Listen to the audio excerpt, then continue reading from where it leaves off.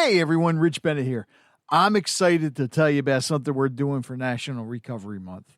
Here at Conversations with Rich Bennett, we're holding a special event called the Podathon for Recovery, 12 Days of Hope.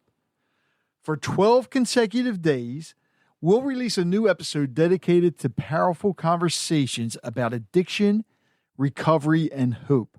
And we're doing this to raise vital funds for an incredible nonprofit, Rage Against Addiction. They are on the front lines providing sober living homes, recovery coaching, and essential support to families. We believe recovery is a journey worth celebrating, and your support can make a tangible difference. Every donation, no matter the size, goes directly to them, helping to save lives and provide a second chance. So please join our mission. You can start donating right now. Simply go to conversationswithrichbennett.com and you'll see the donation thing right there so you can donate and help these women in recovery. Hey everyone, it's Rich Bennett. Can you believe it? The show is turning 10 this year.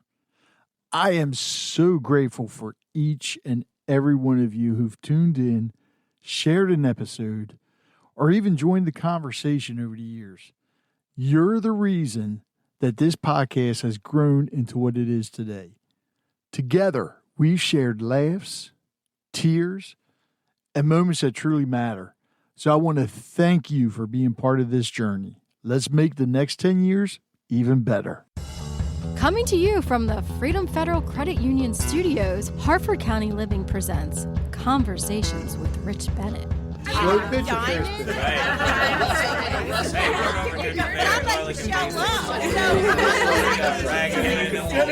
I never played softball.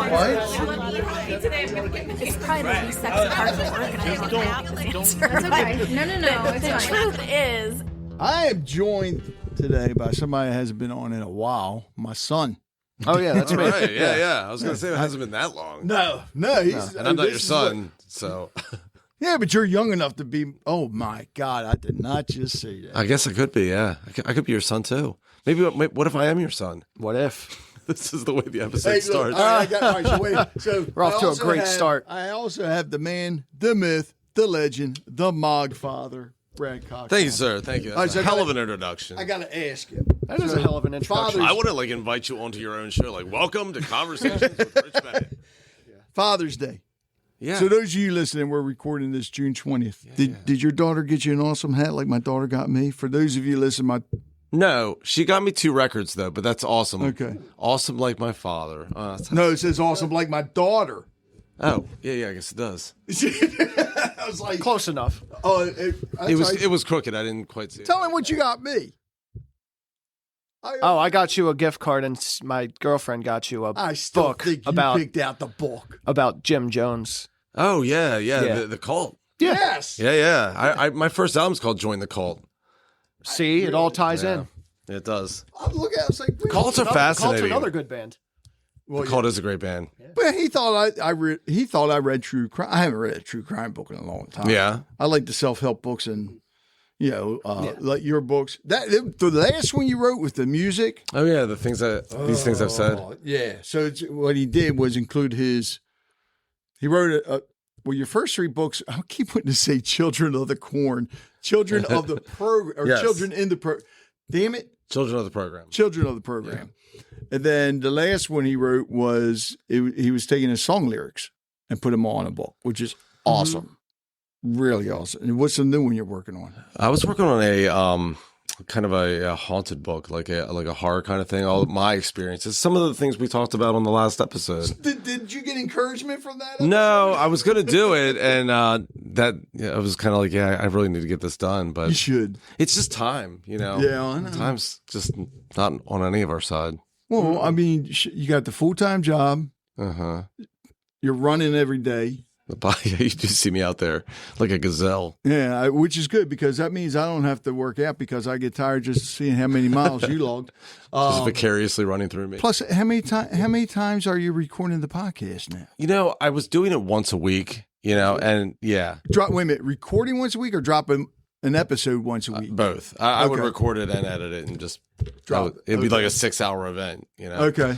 But now with the live show at Rep Records, I haven't been doing as much because they take a lot of time.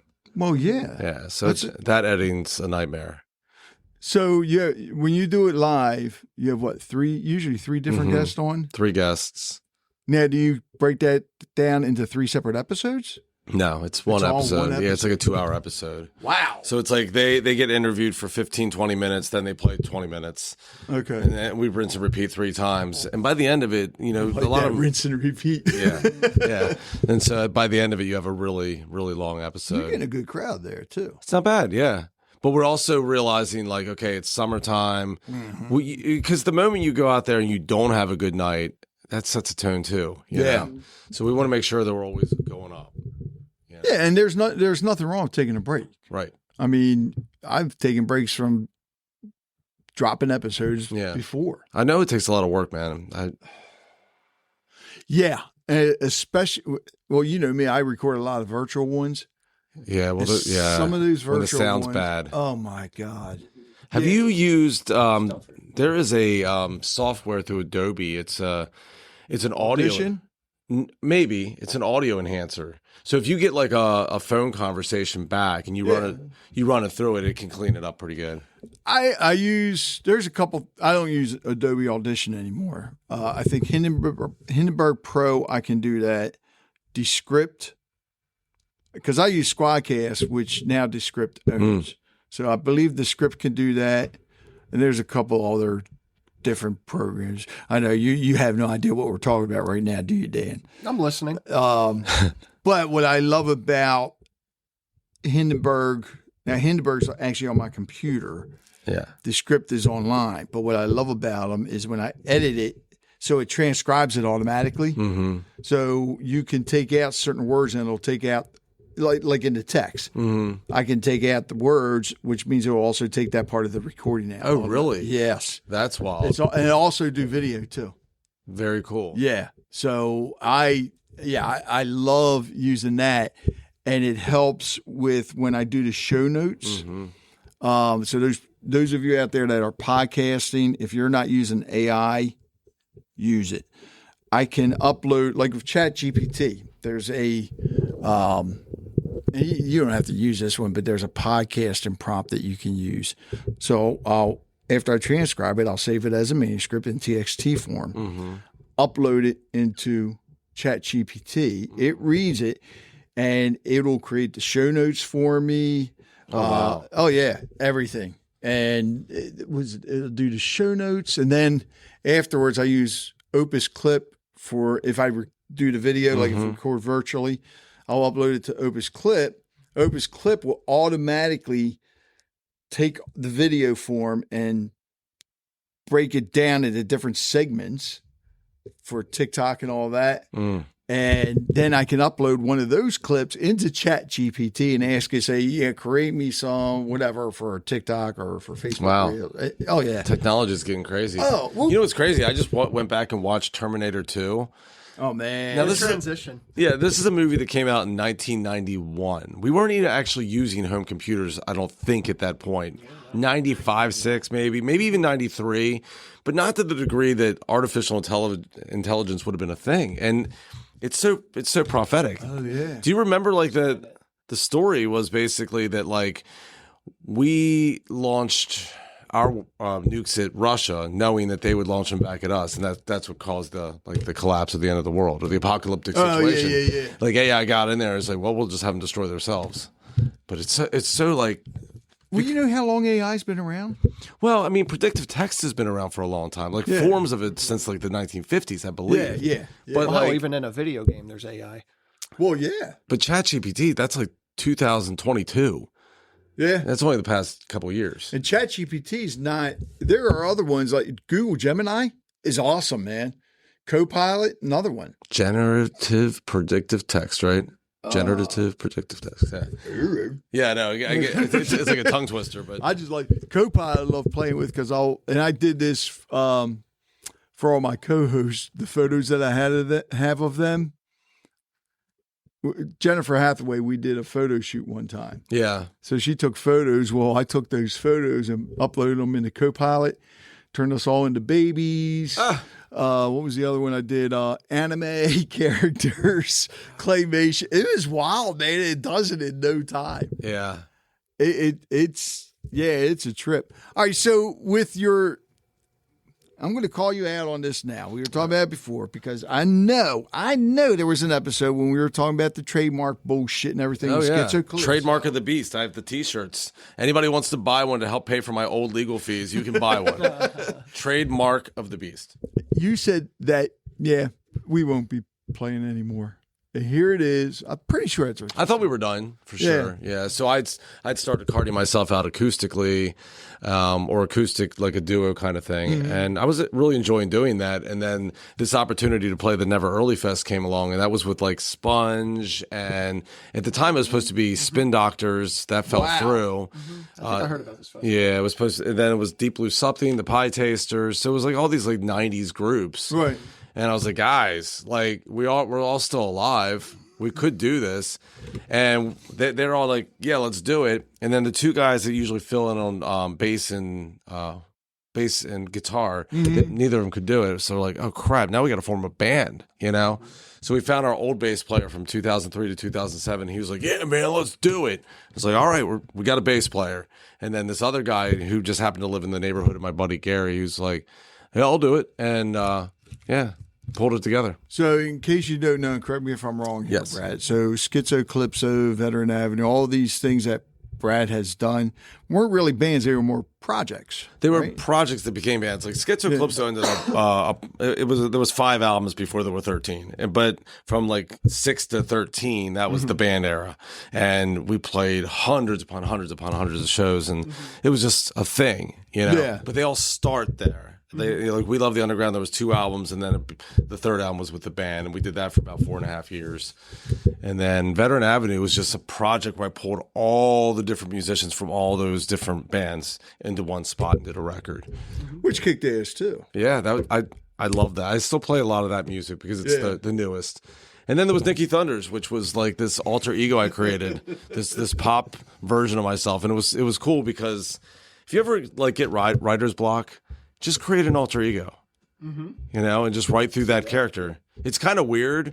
I never thought about that. Yeah, you just write through. Because I'm having problems writing my first book. Maybe that's what I need to do is create an alter ego. What are you going to write a book about? All right.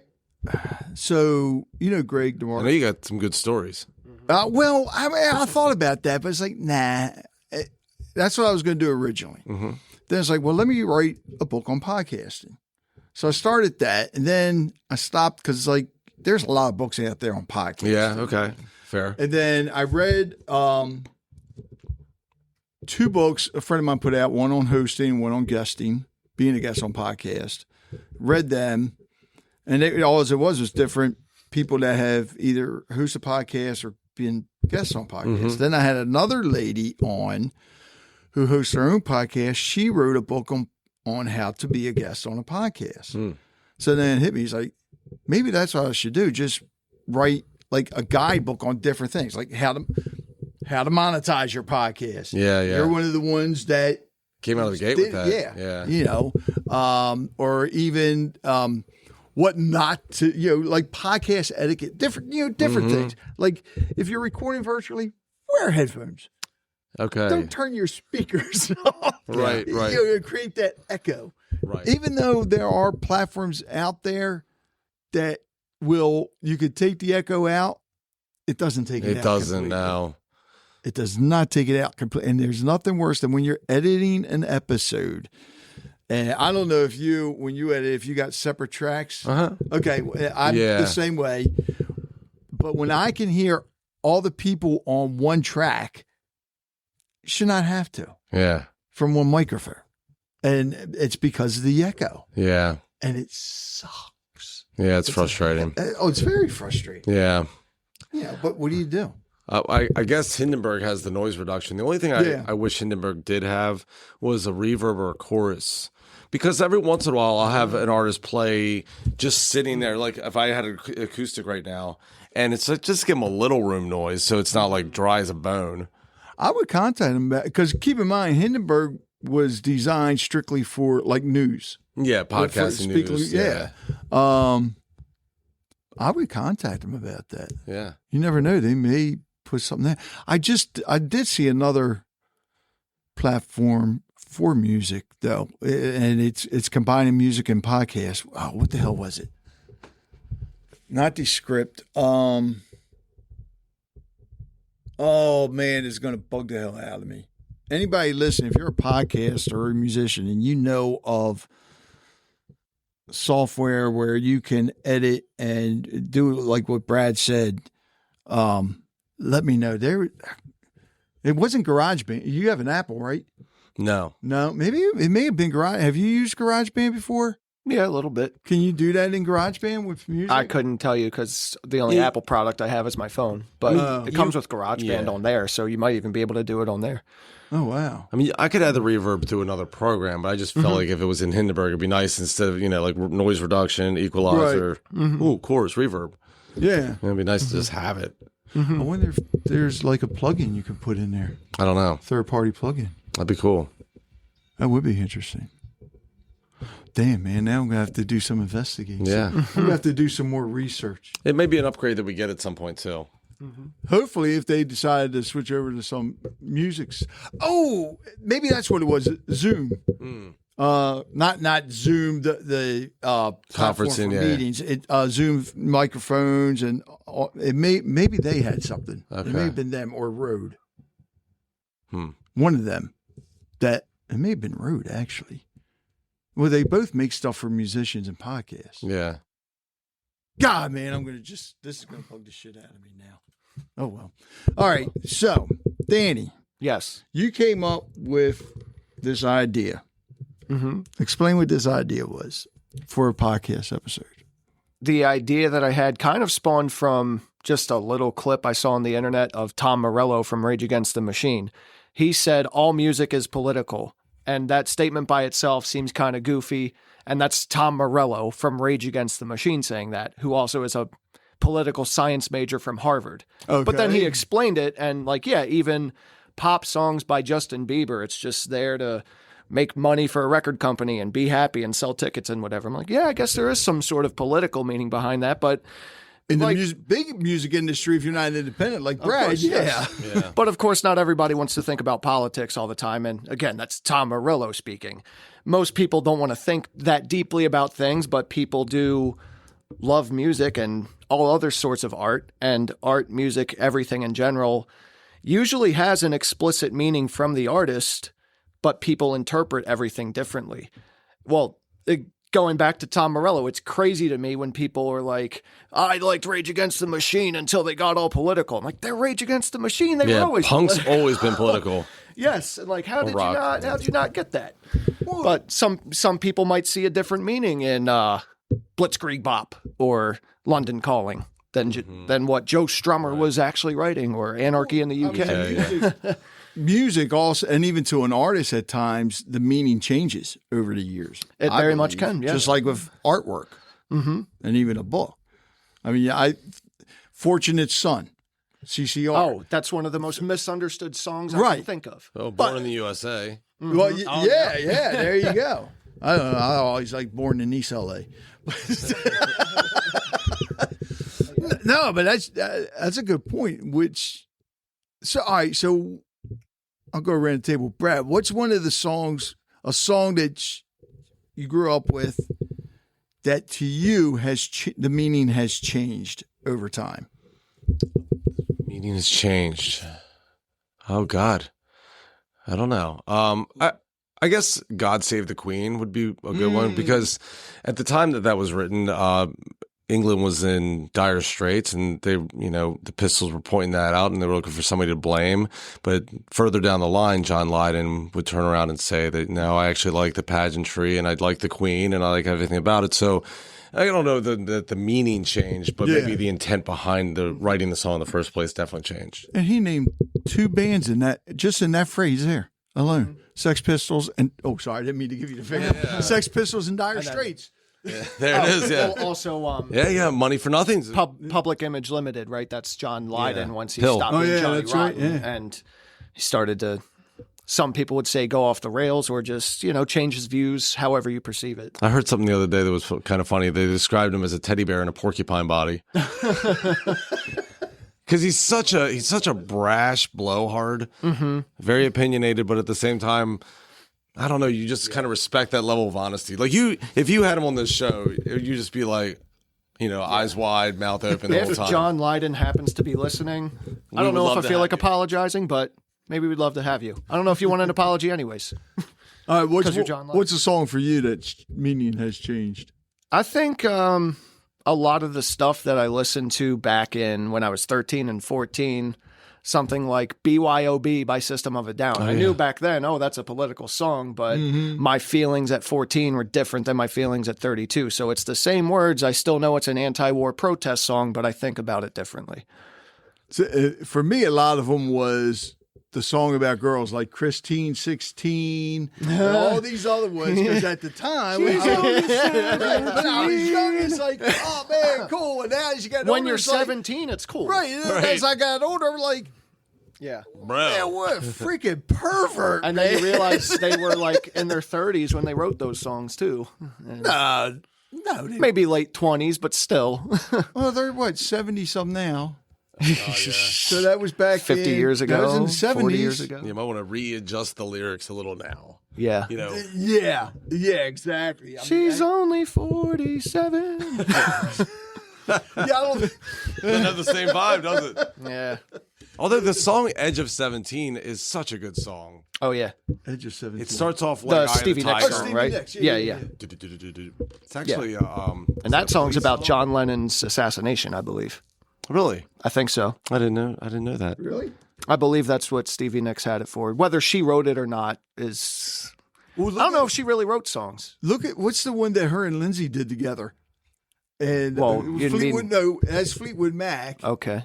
And then when they went through that rough time, where they really hated each other. Mm-hmm. Don't and you Stop. Was it? No, I don't think it was Don't Stop. I can't remember, but you could tell just later on watching that. The Rumors record or that era? Was it off the Rumors record? I don't Or was know. it Tusk? Oh my God. I think it would have been Rumors because Tusk was before Stevie Nicks, wasn't it? Tusk Wasn't- was after Rumors, right? I don't know. I thought Tusk was before. No. Well, you were there. I wasn't. Sorry to remind you. Was I there? I wasn't 100% sure. Don't Stop. I'm just trying to think of songs where See, they every sing time together. somebody says "Don't Stop," I get Journey in my head. I get No Doubt in my head. Oh, damn. Yeah, all right. So whatever happened with them? Why did Gwen Stefani I don't know. leave? Why did she leave? Yeah. Oh, because she's Gwen Stefani? I don't know. Because she probably didn't feel like she needed to be in a band anymore, I guess. It's like Bret Michaels and Poison. It's like, I guess the world kind of wants, if you're into Poison. Yeah. But he's like, I don't need this. Probably less bureaucracy. Well, he wanted to do some country too, didn't he? He did. Yeah. It's also that No Doubt got bigger into like pop radio. When they started, they were going on tour with Sublime. Like they were one of the Right. first bands on Warped Tour. And then here's like There's slow ska. ballads of theirs going on the radio. And they're like, well, you're a hot female lead singer in a band. You want to sing with Akon? And now there's Gunnar Henderson's walk-up music. See, the only thing I remember her doing after No Doubt was Hollaback Girl. Yeah, is that the one Bananas? Yes, yeah. Yeah, that's the only one I remember. That's how I know how to spell that word. I'd have more N's in there. B-A-N-N-N. It's like spelling Mississippi. I was going to say, thank God she wasn't talking about Mississippi on that one. ISS. All right. I just love talking music. Songwriting, because you're a songwriter. I've written songs, they just haven't made it to a record. Me too. But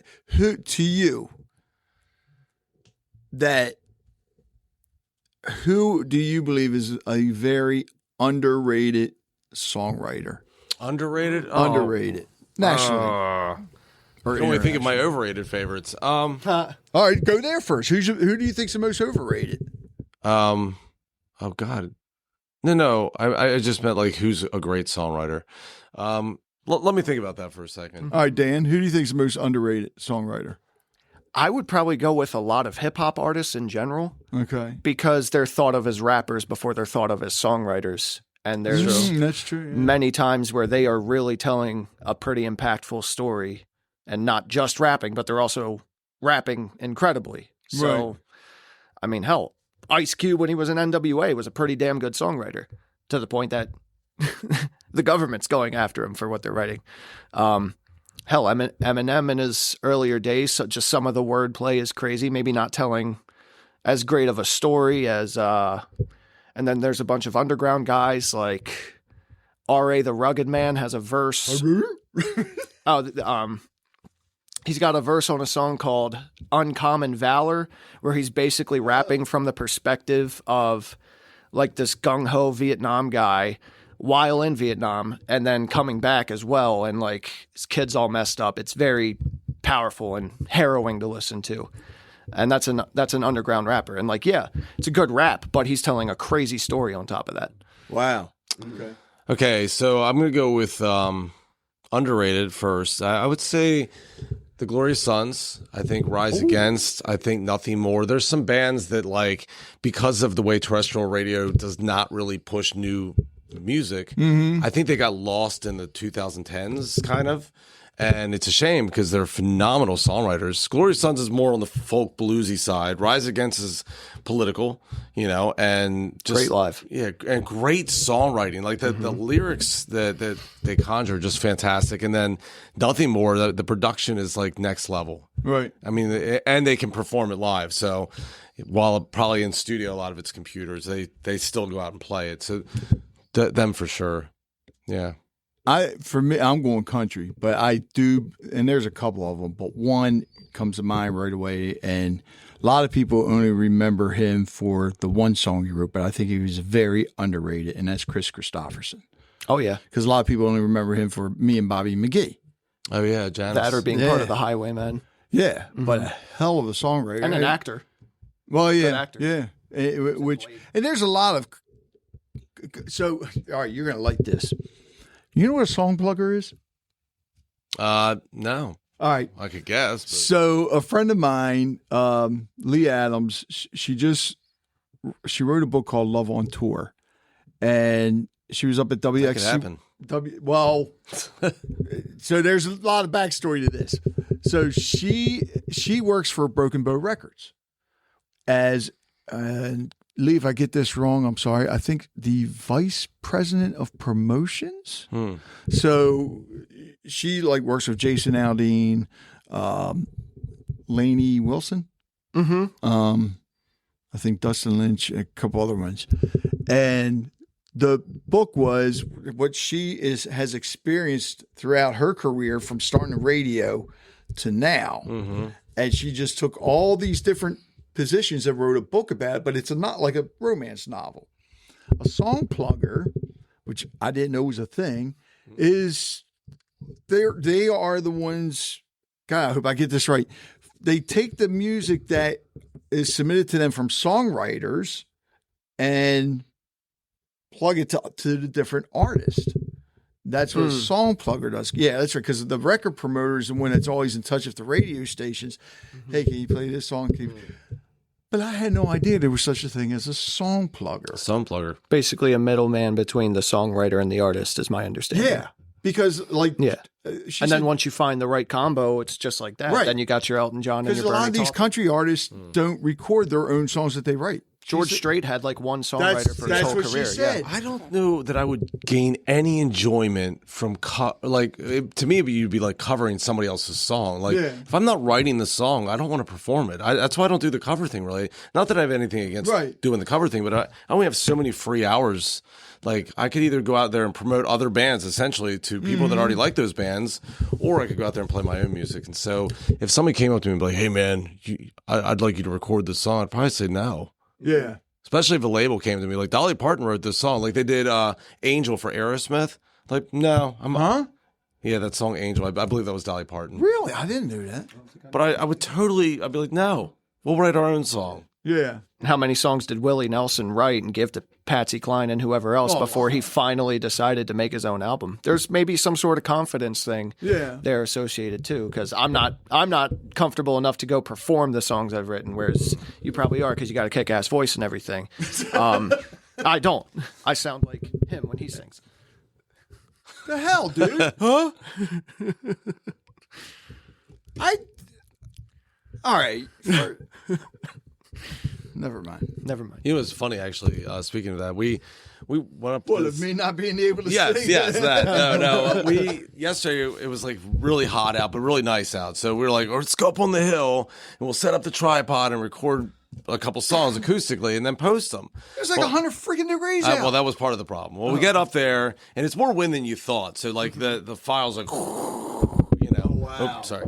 And but at one point, like about a minute and a half into a song, and just the sky opens up, and we're like, shit, you know. And then we're like running down the hill with the acoustic, and people are probably wondering what the hell we're doing up there anyway. You know what, though? I mean, that's pretty cool because the effects you can get from recording outside. Yeah, that's one of the things. Well, that's the thing with the reverb or whatever. Like a little room noise would be nice because when you're out there. It's drier than it would be in here. Right. So you better be damn close to on. That's one of the things I always loved about the Beatles.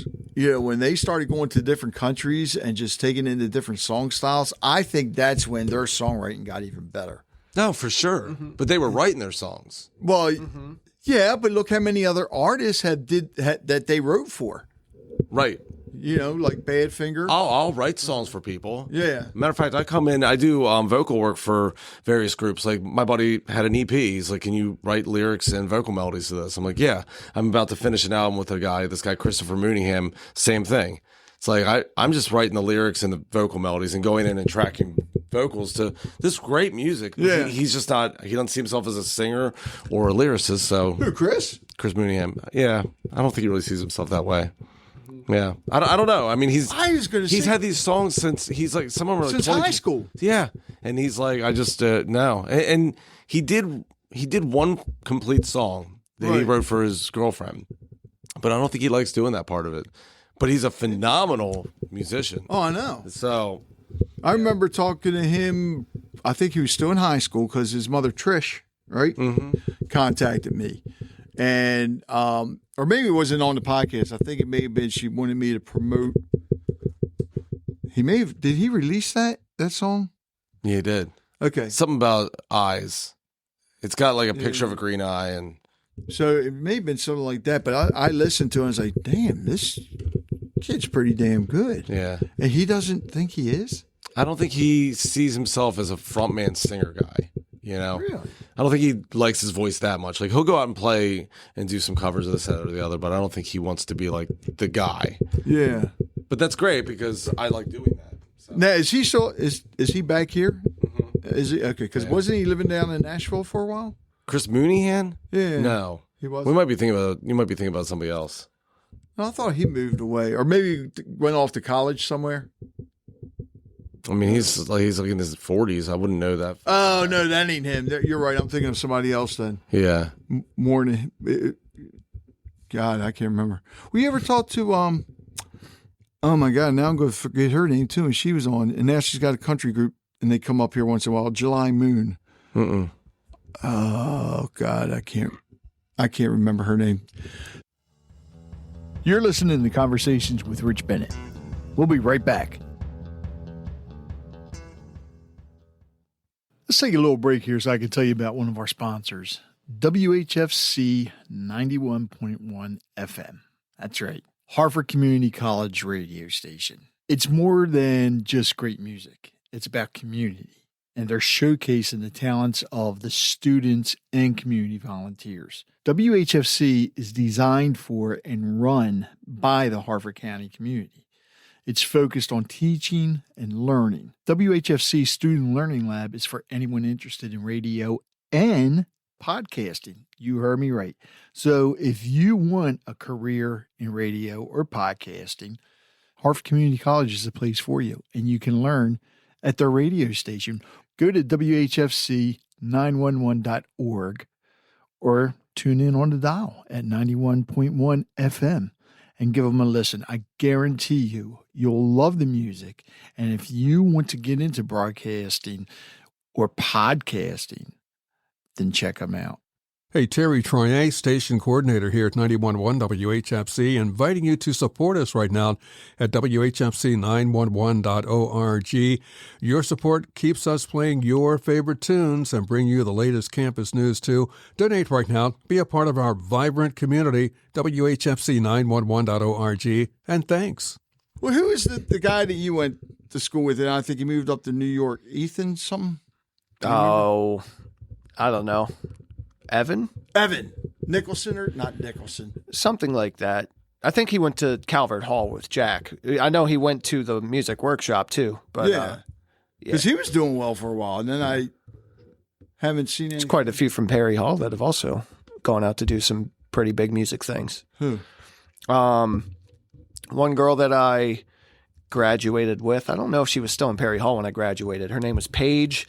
She went on The Voice or something. Could really like belt Lady Gaga style. And I think she might have even made it kind of far in that competition. There's another guy who, his name is Tariq. He goes by the stage name Infinity Knives.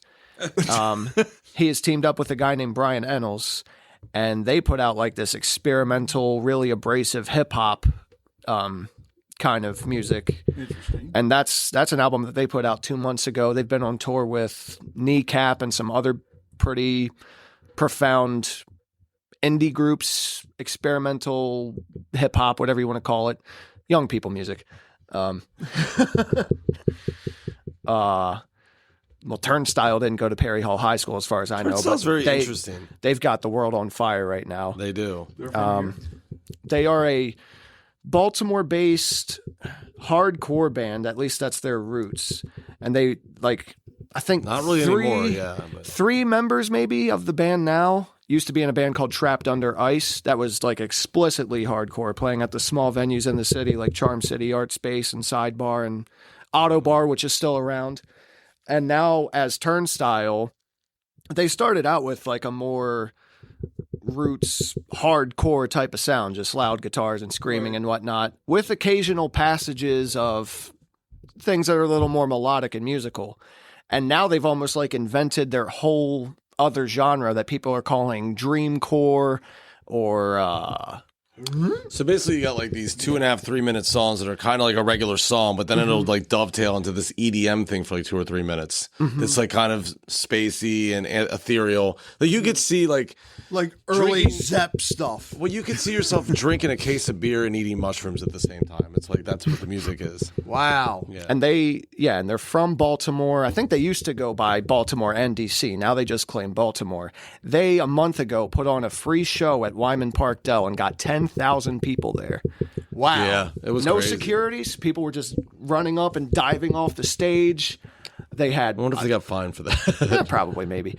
They've got the money. They toured with Blink-182. Yeah. I think they provided water to everybody. They were raising money for the homeless as they put this free Oh, show wow. on. Okay. Yeah, they rented porta pots too, and I think they so put the there QR was some codes. organization. Oh yeah, like they organize it. Very DIY, so that's still hardcore in its own sense to do something that DIY, get that many people out. But because there's that many people, and because they've been on tour with Blink-182, and their sound has evolved and changed, when people call them hardcore now, it's like, oh, come on, they're not hardcore now. And like some people take it to heart, and other people who just appreciate all genres of music are like, yeah, but they're good. They're very catchy songs. Yeah, So how come you haven't had them on yet? On your show? I don't know. I wouldn't even know who the contact is. because they're on tour with At this point, they Blink-182. probably have a publicist, and you got to find that person. I've been getting like More so- local. Is that right? what's that? More you get a lot of the local music. Well, yeah, but like I have this this publicist that's got me some pretty cool acts. She represents Soul Asylum. I just had Fishbone on, the Dolly Rots, Bad Mary, just some of that indie scene stuff. Yeah. And it's so she'll just send me an email every once in a while, like, hey, I got this band, they got a new record dropping. Would you like to have them on the show? I'm like, it's Fishbone. Yes. Of course I want to have Fishbone on. It's funny, though. Popularity does not dictate streams at all. You could have somebody that, like, you think, oh, man, this is the episode. Yeah. And it's like they do worse by, like, a lot than the guy that, like, lives right up the block who nobody really knows that well. it doesn't make any sense. Oh, no, it makes perfect sense. Maybe think it does. about it because, and a lot of people think if they get like top celebrities on their podcast, that their podcast is going to take off. I found the same way. It's the people that you talk to that a lot of people don't know, but have a good message. Those are the podcasts that take off. The thing is, with a lot of your celebrities, it's like they don't push it either. Right. Well, true. But it's also on repeat. Yeah. It's like they constantly talk about the same thing on each show. That's why I've had actors on. Or won't talk about the same Right. things on each show. Yeah. I've had actors on to talk about a movie that they're releasing or whatever. Right. And we'll talk about the movie briefly, but then I want to dive in further and talk about like why acting? Why did you get into that? Different. They don't things. want to do that. Do Oh they? no, they do it. Okay. They do it. Are you talking about the famous people like That's say, all right. The most. or are you talking about more the local level? That's like No, not even local. Yeah. I mean, the one I've had two local actors on. I've had Connor Perkins on, who now and he came and recorded in person. He's on Chicago Med. Okay. And Ben Getz, who Baguettes. Ben Getz, Oh, just did the it's movie, lunchtime. I'm just did the movie Gothic Slayers that was recorded. They filmed it at Churchville. I heard about Course. this actually. Yeah, and he came down here from New York because they were having the premiere at the State Theater. Okay. So that's the two local ones. National wise, I've had. God, I am drawing a blank now. Well, I had the one you told that played up the college, Lamb Chop. Yes. Yeah, I had Mallory her. Lewis. Yeah, her. She was a character, man. Yeah, she is. Yes, she was fun. she is. I had her on. And that one did okay. But I think a lot of people remember Sherry Lewis. And I'll be one of the ones that did very well. Yeah. The lady was in WWE. She's been on twice. But we really didn't talk about her wrestling career. We talked about what she's doing now. And she was an actress and everything. But now she's a medium. And that's what we talked about. And that was Joy Giovanni. That was listened to a lot. But yet, I tell you, the ones that most people listen to, the ones when I talk to somebody that's in recovery, are about mental health. That makes sense. Yeah, because I mean, The people are looking for answers. exactly Through other people. Exactly. Yeah. So podcasting, it's weird, man. It is weird. Because now with you have a particular niche. So that's good. Me, I'm all over the place. That's like people even told me I should rename the podcast. Hey, look, a squirrel at times. Because I mean, seriously, we're talking about music today. You're right. I had somebody on not too long. We were talking about psychedelics. Nice. Yeah, I mean, Opening the mind. it's all over the place of the people I talk to because I want to learn. Yesterday, we recorded an episode on brainstorming in a mastermind group. Do you listen to podcasts? I'm sure you do. Have you ever listened to Club Random with Bill Maher? You know what? I've seen clips from The it. funny thing is, I hated him, but then when he started this podcast, and he doesn't, Great. because before he was just leaning one way. Now it's like he's split. He's very centrist at this point. Yeah. Oh man, Because I think he represents what a lot of us are thinking. yeah. But he's good. He had a whole episode on like psychedelics and like how they open the mind up and this, that, and the other. And I was like, I've never considered doing them, but now I am. Well, I mean, you learn. That's what I'm saying. You learn so much about all this shit. You're like He's very smart. meditation. I can't tell you how many people I've talked to, and we talk about meditation. And I never even thought about doing this, but now I want to do it. I want to put a meditation garden in my yard if my wife allows me. Just go out there and. Yeah, just to relax. When nobody's out there mowing the lawn. I think it makes sense. I mean, we all are, so inundated with so much like stuff. Even if you didn't have anxiety, you're going to get anxiety. But I think we all have anxiety on some level. So being mindful and slowing down would be good. Yeah. Oh, all right, Dan, we're going to put you on the spot since Brad and I are both podcasters. Good. You can't say ours. 3 podcasts you listen to.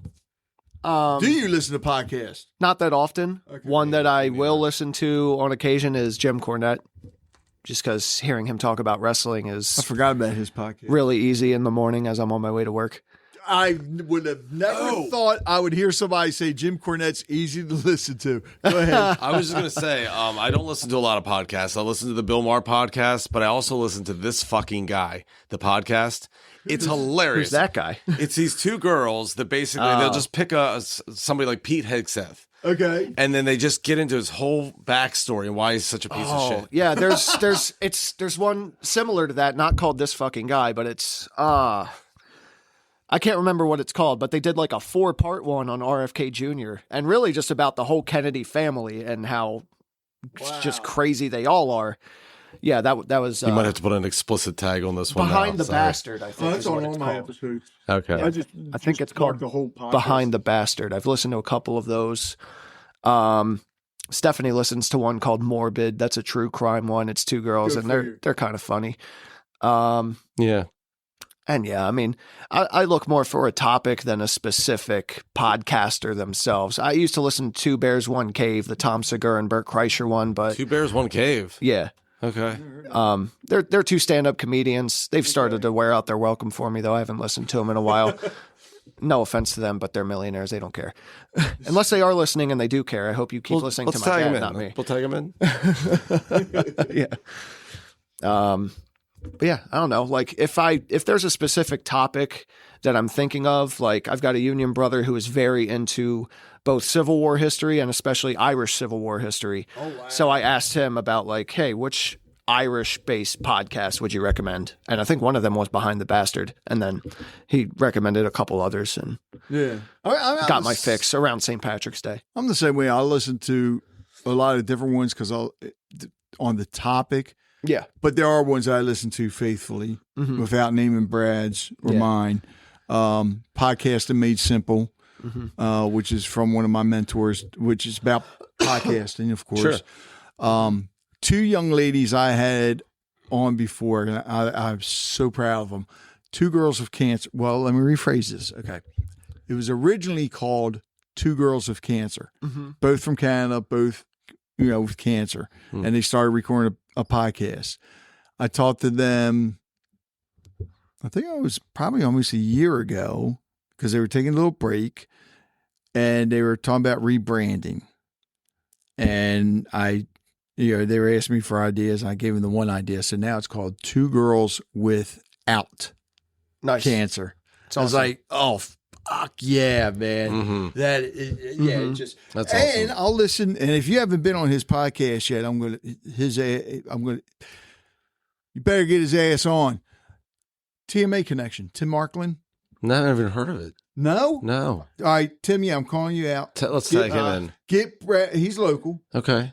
Talks to a lot of local people. Yeah. He's had so funny story. You heard the story about when I think I knew the name. That's what's like. yeah. So when I remember, I think I told you this. When I first started this, it was a video show, and we recorded at the radio station. Yeah. Halfway you through, did. the guy said the camera wasn't working. So that's why I said I always have a face for radio. Well, Tim had me on his podcast, and he videotapes too. Okay. So he contacted me when it was about to be released. He said, "You ain't gonna believe this." I said, "What, did the camera break?" He said, "No, but the memory card for the video is corrupt." I'm like, "Are you serious?" He's like, "I said, I told you, man." So he's able to release the audio, but not the video.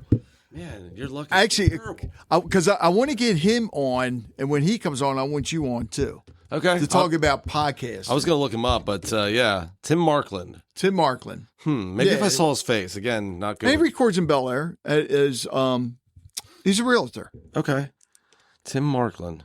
Yeah, so I listen because I love listening to the local podcasts as well. But favorite. I'm going to start with you. Okay. Favorite local band. Oh, Schizocalypso. That's easy. Without naming Schizocalypso or Veteran Avenue. Of course, What yeah. kind of band name is that? Well, I can't pick Turnstile now because we already talked about them and they're not local now. Of course, it's been a while since I was out playing with a bunch of bands and really got to know them, but I can still shout them out. Something More was probably my favorite one when I was back playing pop punk shows at all the pop punk clubs all around. Something More was really great. Bunch of kids from Harford County, really. And then one of them branched off to a more hardcore group with a female lead singer. That was called Highest Honor, was one iteration of it, and then Sharp Tooth. I don't know if Sharp Tooth is still around. I know Highest Honor's not. I think a lot of the bands that I liked are not around anymore. So by default, it is now Schizo Calypso. Not by default. What because they're also besides Schizo? I've been seeing, just because I've been doing the acoustic thing lately, I'm going to give a shout out to a couple of just the local acoustic folks.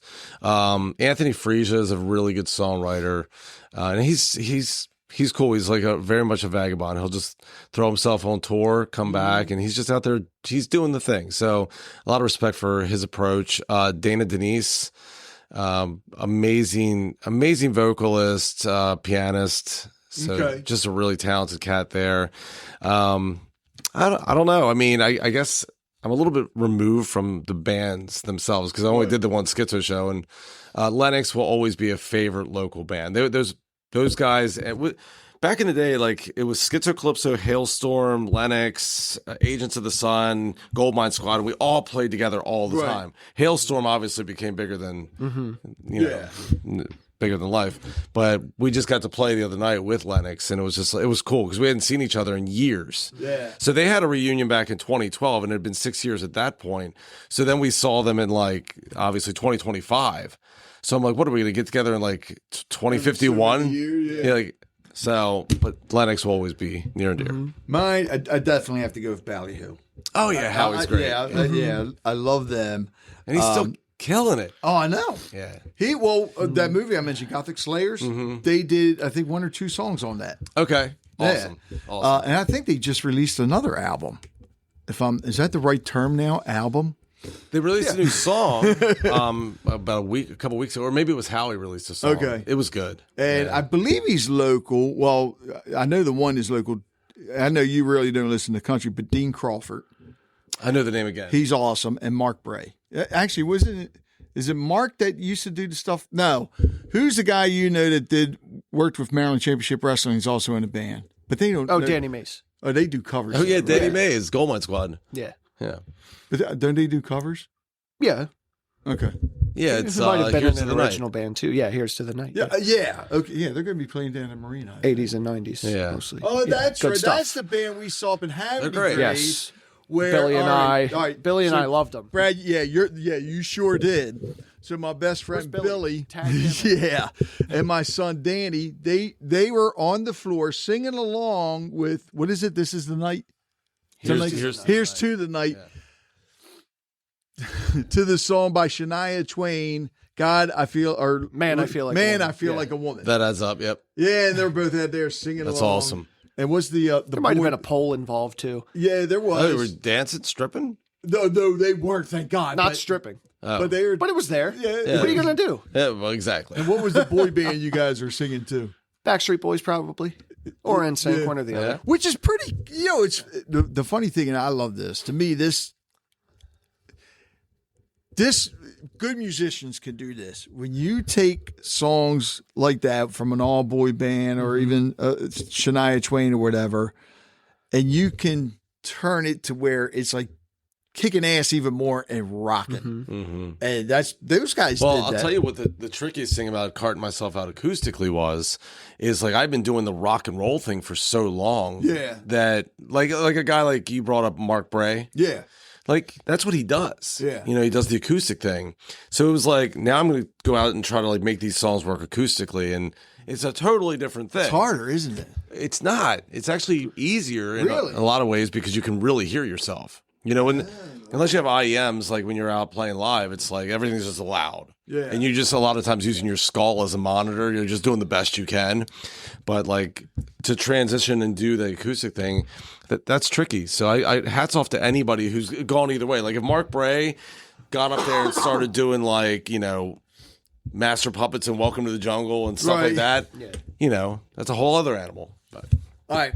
So because you know how I am with bands, and I suggest a lot to you for what you do. Yeah. A band that you would love to see. Now I'm talking strictly Harford County. A band, national band that you would love to see play here. Oh. Any type of genre, doesn't matter. That has not played here yet. Who has not played here? That I don't know. I would like to hear Real Big Fish. I think that'd be great. I've heard that band. Yeah, they're a ska band, Yeah, but they're they're very good, very catchy. Okay. I might like to see Aha live, just to see it. They still around? I don't know. In Excess. Fair. I don't know if they've ever come around here. I'm sure they have, obviously, but I saw that. I think in September, Flock of Seagulls is coming in. really, see, that'd Yes. be fun. It would just be fun to see it. I mean, he's only the lead singer's the only original one now. Yeah. But he's the one that did all the vocals. I think he's bald now, so he doesn't have the weird hair. Oh, he needs the But- hair. He'd wear a wig or something. Yeah. What about you, Dan? So, like, I feel like I've seen a lot of the bands and artists that I would really like to see in my life. I meant ones that people don't know yet. Maybe not a lot of people know of. Yeah, okay. Yeah. So I'll come back. You can. Okay. So I was thinking of, I think about that while I drive around, listen to music.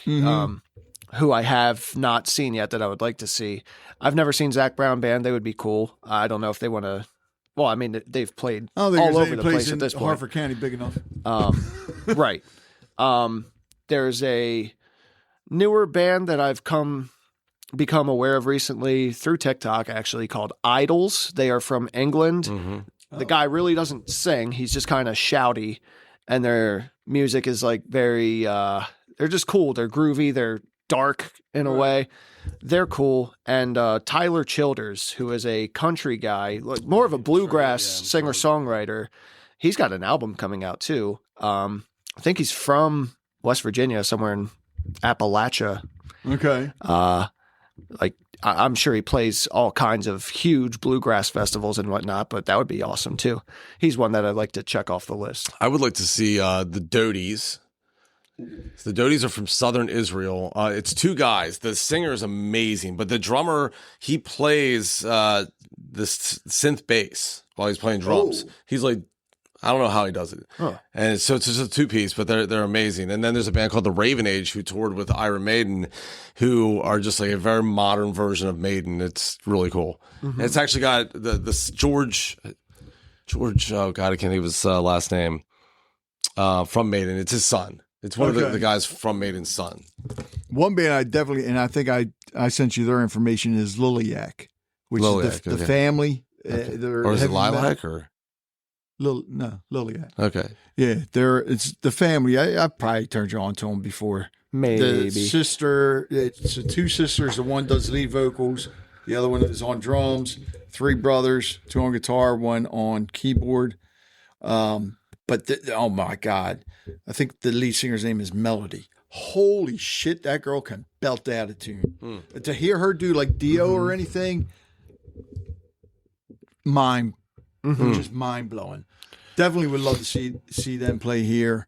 And oh God, it just went out of my head that damn quick.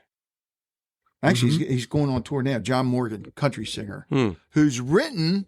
How we started this, he's written for a lot of artists, including Jason Aldean and all that. And I think he finally just started recording songs, and I think he just got a #1 hit, if I'm not mistaken. Well, good for him. Yeah. And well, the other one I already saw, and that was at the college, Postmodern Jukebox. Oh yeah, they're great. Man, I love that, man. Yeah. I love that. Another one that was really great up there was the Dallas String Quartet.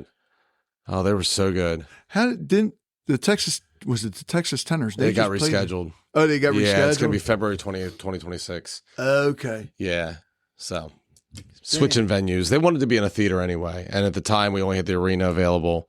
So they wanted more of a theater seating kind of situation. But it's a little bit more intimate, I guess. Because the theater holds 3,000 people. So if you're going to get 600 to 800 people in there, it's not going to feel as good. Yeah. Yeah, and the thing, now the theater you're talking about, The Amos Center. the Amos, which is awesome. Yeah, 900 people. Yeah, I love going. Sometimes those smaller venues are pretty awesome for the things. Didn't you have? Who was it? There was a tribute artists that played there? There's a bunch. Was it a Neil Diamond one that We played had there? one. We had Feeling Groovy, Simon and Garfunkel. We had Neil Diamond. We've had Johnny Cash. He's been there twice, right? Yeah, Aretha Franklin. Thank you very much. Yeah. So we've had all kinds of them. Beatles ones, but they played the arena. But still, Yeah. a lot of great ones. We always get the Let Out up there. Speaking of which, Badass. Several Species is a really cool one. Pink Floyd, yeah.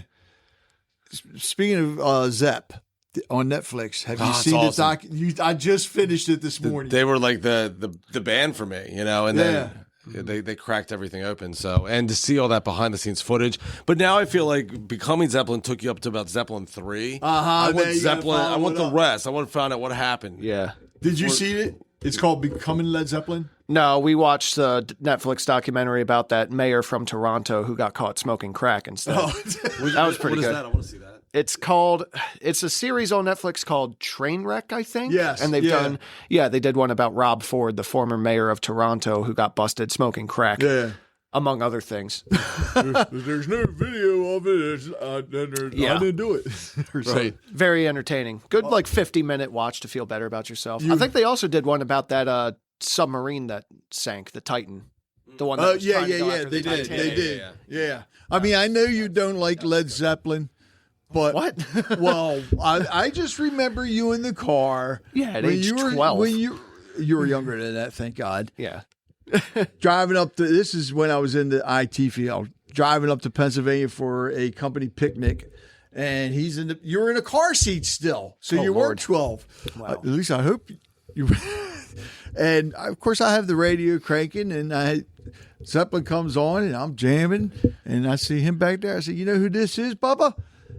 Led Zeppelin." I said, "Yeah." I was all proud dad moment. He knew who it was. And then when the song ended, I said, "What'd you think?" He said, "They suck." My heart just dropped. I'm like, "What? What? Are you kidding me?" It must have been one of their bad songs. Does Zeppelin have any bad songs? Fool in the Rain or Dear Maker are not the best first introductions to Zeppelin, but they're good great songs. They're so. great songs. I wouldn't say great. They're on the bottom of the Led Zeppelin Watch the documentary and you'll appreciate the songs even more. Well, like he said, if it goes up to Zeppelin 3, I want to get to Zeppelin 4. And Which I think I've seen some of the clips of how John Bonham recorded the drums for When the Levee Breaks. They went into some big tower in the middle of a grove and just went to town. One of the things I liked about That's this, a lot of and the I magic. didn't know this with Page was smart the As way a he approached. producer and an engineer, he was a but wizard. how he got the band Well, out that in too, front and of as people a- and onto Atlantic Records. marketing themselves and everything. Yeah. But what I liked, and I didn't realize this a couple things I didn't realize. So when they were recording the second album, it's when they were touring the States and they would stop in the different places and record the songs. Yeah. I had no idea. Compile them all together. Yeah. I also didn't realize that. So it was Plant and Bonham that met each other first. And then Page and John Paul Jones were working together in doing session work. And they were Like 15. yeah, because they were on Goldfinger, the song Goldfinger, which they even got credit for, and Lulu's To Serve With Love. No idea. And didn't Page also play with James Brown? I don't know. I don't Session recall work? that part. Or Probably. the Stones. It was the Stones.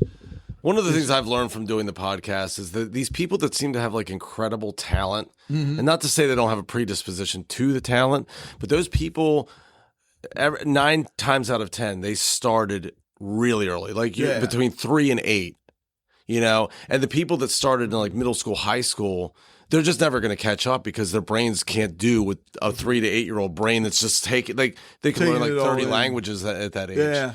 And so they can play up and down the piano as where you could start practicing today and 10 years from now still not be anywhere near as good as That's some of these true. cats. So it's just what it is. You see they're But doing, Paige had that. That was the point. I can't wait to see this when they film it and it comes out. They're doing a Kiss biopic. I don't like Kiss. Sorry. I'll still talk to you, Brad. I'm but- just not a fan. Have you? Wait a minute. But yeah. guess who they You had to picked? grow up with it, I Guess who they picked so far that is going to? I think he signed to play Paul Stanley. I already know this, but I can't think of the name. He was from High School Musical. Nick right? Jonas, yeah. Yeah. Yeah. I think he could pull it off. It's Yeah. going to be whoever can do Gene Simmons will be. Go ahead, Dan. The What were you demon. going to say? So they're also doing like a Bruce Springsteen biopic that's going to come out. I know he's a polarizing figure, but the actor Jeremy Allen White playing Bruce doesn't really look like him at all. But I saw a clip of him like performing, and he's got all the mannerisms. He sounds just like Bruce Springsteen, like back in the 70s. So he's actually And going to be doing the vocals? he's doing the actual vocals. And when I first heard the clip of it, I was like, that's not an actor. He's just like lip syncing. No, he's not lip syncing. And that's the I like it Yeah. when they hire somebody that also does the vocals. That's what happened with Jamie Foxx and Ray Charles too. Yeah. Ray Charles was like, "Oh man, you're, Well, the you're guy that shit," did- and then he died. Did Freddie Mercury? That he didn't do the vocals. I think. Correct. Yes. But yet Joaquin Phoenix walked the line. He did the vocals, Yes. and so Yeah. did Reese Witherspoon. Was she? The I think one so, in it? yeah. And She you did the and you vocals, could tell with Joaquin that's not Johnny Cash, but he sounded did really good though. He did a great service to that role. big time. That's a great movie. All right. I'll leave it up to you guys. You got to wrap it up. Tell everybody how they can get in touch with the man, the myth, the legend, the Mogfather. You can get in touch with me by going to bradwilliamcox.com. You will find the podcast, you will find the books, you will find the music, and you might actually get a warning saying that this site is used for hacking because I didn't fill out my SSL script thing. Oh yeah, you're. The site's fine. Just go. Anyway, bradwilliamcox.com, and I'll be next week. I'll be at Falling Branch on Thursday, which this won't even air them. So it doesn't matter. Just go to bradwilliamcox.com and You'll find us everywhere he's going to be. Dan, you got anything to add? It's a great time to come work with me if you want to. Locals hiring. Oh, okay. Electrician. IBW Local 24. They're looking for guys. There's going to be a lot of work coming up. You might have to drive out to Frederick and some other places for it, but that's my cheap plug for Trades the are day. There it is. Trades Trades are hurt. booming right now.